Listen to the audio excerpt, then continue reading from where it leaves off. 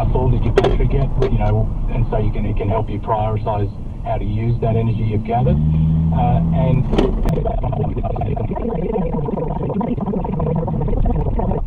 the thing that I think is interesting to know is that those certificates that you hand over and that they're purchased in the end typically by electricity retailers. So your power company is the one that's actually funding your solar system, or a discount on it anyway.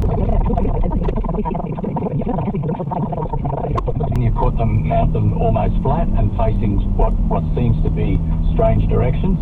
Yes, you can. The efficiency is obviously less than it is than you're facing due north. But because solar is so efficient and the energy that it creates is so cheap, you can even afford to take that loss in efficiency. So some people, particularly when you have overcast conditions, and so your system isn't producing at its peak, but if you have panels facing any old direction, they will produce just as well as north when there's a scattered light.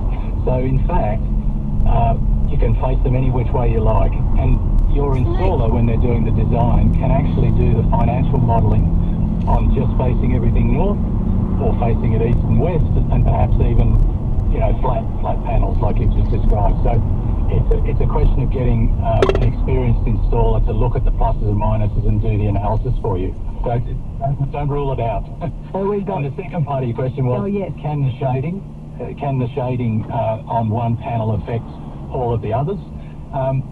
The answer to that is very complex.